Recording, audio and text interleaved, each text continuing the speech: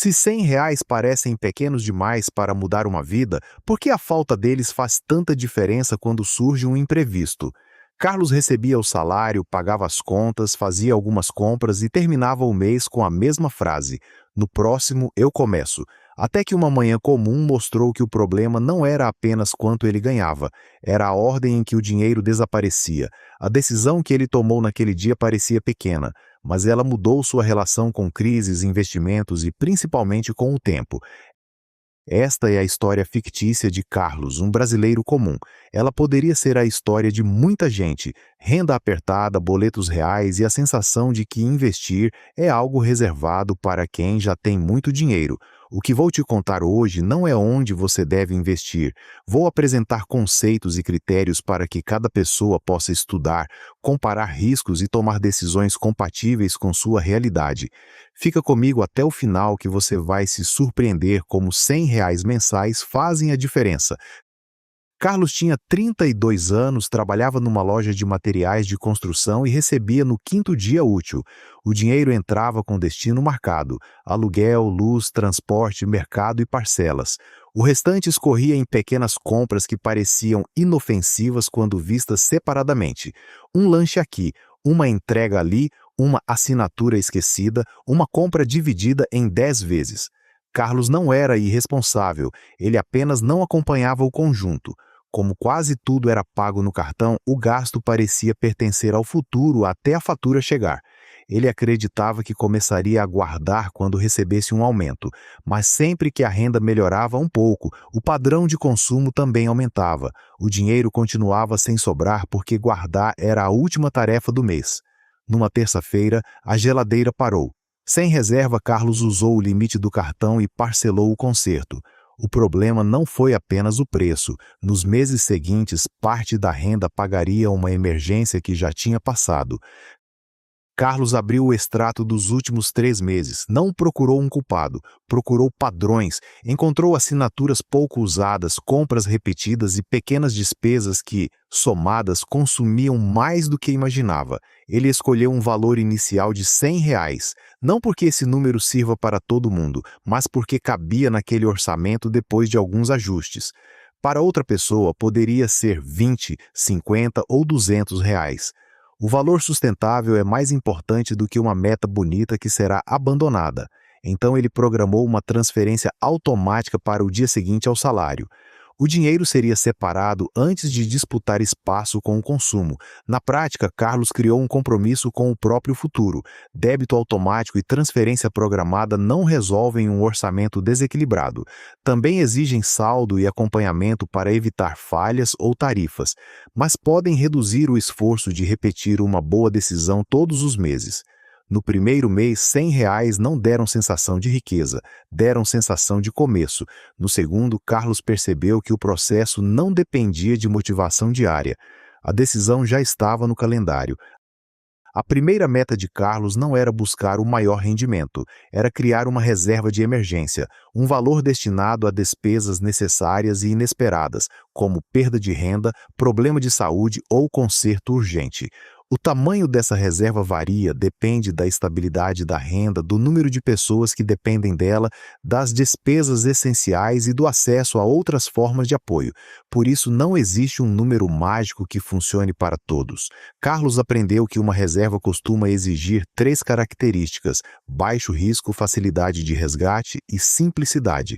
Rentabilidade importa, mas não deve apagar a função principal, que é ter acesso ao dinheiro quando a vida não segue o plano. Meses depois, uma infiltração apareceu no apartamento. Desta vez, ele não precisou transformar todo o problema em dívida. A reserva ainda era pequena e não cobriu tudo, mas reduziu o parcelamento. Pela primeira vez, dinheiro guardado não parecia dinheiro parado, parecia tempo comprado. E foi aqui que Carlos entendeu algo decisivo. Antes de tentar acelerar o patrimônio, ele precisava evitar que cada surpresa o obrigasse a voltar ao ponto de partida. Ao estudar alternativas para recursos de curto prazo, Carlos encontrou o Tesouro Selic e CDBs com liquidez diária. Ele não escolheu pelo nome mais conhecido nem pela maior taxa exibida. Primeiro comparou as características. O Tesouro Selic é um título público cuja rentabilidade acompanha a taxa Selic.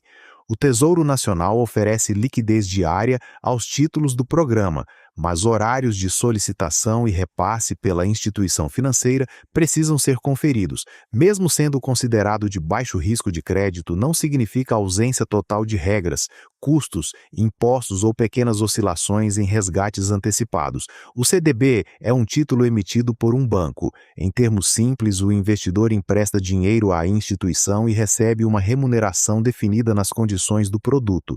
Existem CDBs com liquidez diária e outros que prendem o dinheiro até uma data. Também mudam a taxa, o vencimento, a tributação e o risco da instituição emissora. CDBs elegíveis podem contar com a cobertura do Fundo Garantidor de Créditos dentro das regras e limites vigentes. Essa proteção não transforma qualquer CDB em risco zero, não cobre rentabilidade futura depois de uma eventual liquidação e não substitui a análise de liquidez e do emissor. Carlos percebeu que duas opções classificadas como renda fixa podem servir a objetivos diferentes.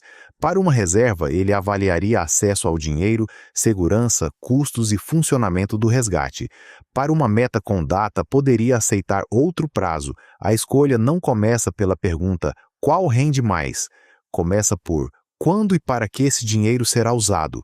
Mas isso não é tudo. Depois de organizar o curto prazo, Carlos descobriu que o tempo poderia fazer algo que o salário sozinho nunca tinha conseguido. Nos juros compostos, o rendimento de um período se soma ao capital. No período seguinte, o cálculo passa a considerar o valor inicial, os novos aportes e os rendimentos acumulados. É o chamado rendimento sobre rendimento. Imagine uma simulação apenas educativa, R$ 100 por mês durante 10 anos, com uma taxa hipotética constante de 0,6% ao mês. Os aportes somariam R$ 12.000 e o saldo final ficaria próximo de R$ 17.500, antes de impostos, custos e inflação. Em 20 anos, os aportes somariam R$ 24.000, mas a simulação chegaria perto de R$ 53.000. Isso não é promessa de retorno. Taxas mudam, produtos têm riscos e o poder de compra também muda. O exemplo serve para mostrar por que o tempo ganha importância quando os rendimentos permanecem aplicados. Carlos não ficou rico em poucos meses. O que mudou foi a direção. Antes, todo o salário virava passado. Agora, uma parte financiava opções futuras. Quando recebia renda extra, ele avaliava se podia aumentar o aporte sem comprometer despesas essenciais. A consistência funcionava melhor do que tentar adivinhar o momento perfeito. Alguns meses permitiam mais, outros menos. Quando necessário, Carlos ajustava o valor, mas evitava abandonar completamente o hábito. Com a reserva em andamento e depois de estudar mais, Carlos conheceu os fundos de índice, também chamados de ETFs. Eles são fundos que buscam acompanhar um índice de referência. Ao comprar uma cota, a pessoa passa a ter exposição indireta ao conjunto de ativos daquele índice, em vez de escolher cada ativo separadamente. Alguns ETFs acompanham índices de ações e fazem parte da renda variável. Suas cotas oscilam e podem cair bastante. Diversificação reduz a dependência de uma única empresa, mas não impede perdas quando o mercado inteiro recua. Também existem custos, diferenças de acompanhamento do índice, impostos e riscos que precisam ser entendidos. Carlos começou a estudar essa possibilidade para objetivos longos. Não usou o dinheiro da reserva e não tratou renda variável como substituta de recursos necessários no mês seguinte. O ponto central era separar prazos e funções. No início, ele se sentia confiante. Então veio uma crise e a tela ficou vermelha. O saldo caiu. Carlos sentiu uma vontade imediata de vender tudo para impedir uma perda maior. Essa reação tem relação com a aversão à perda. Para muitas pessoas, a dor de perder pesa mais do que a satisfação de ganhar um valor semelhante. Em crises, esse desconforto pode se juntar a outros vieses. O efeito manada empurra a pessoa a copiar decisões alheias. O viés de recência faz parecer que a queda atual continuará para sempre, e o excesso de confiança pode ter levado alguém a assumir mais risco do que realmente suportava. Em vez de agir no impulso, Carlos voltou ao plano. Conferiu o objetivo, o prazo, a reserva e a parcela do patrimônio exposta à oscilação. Percebeu que sentir medo não era prova de que deveria vender nem de que deveria comprar. Era informação sobre sua tolerância real ao risco. Se a queda tirava seu sono, talvez o problema estivesse no tamanho do risco assumido ou na falta de compreensão. A resposta responsável seria revisar o plano e buscar conhecimento, não transformar uma emoção de um dia numa regra para sempre. A crise não revelou qual ativo seria o vencedor. Revelou algo mais útil. Carlos ainda precisava aprender a conviver com incerteza sem abandonar decisões bem pensadas. Nos anos seguintes, Carlos não viveu uma sequência perfeita de aportes crescentes. Houve meses de gastos médicos, material escolar da sobrinha e redução das horas extras. Em alguns momentos, ele diminuiu o valor automático. Em outros, recompôs a reserva antes de pensar em metas mais longas. A diferença era que agora cada real tinha uma função. Dinheiro para despesas do mês ficava disponível. A reserva protegia imprevistos. Recursos de longo prazo podiam aceitar mais tempo e, conforme a escolha, mais oscilação. Separar objetivos evitava cobrar de um produto aquilo que ele não foi feito para entregar. Carlos também passou a revisar assinaturas e parcelas uma vez por mês. Não buscava cortar toda a alegria. Escolhia conscientemente o que valia manter. O orçamento deixou de ser uma punição e virou um mapa. Mostrava para onde o dinheiro estava indo antes que ele desaparecesse. A automação continuava, mas não operava no piloto automático absoluto. Ele verificava saldo, taxas, prazos e se os produtos ainda combinavam com seus objetivos. Disciplina não é esquecer o dinheiro, é criar um processo que seja simples de manter e fácil de revisar.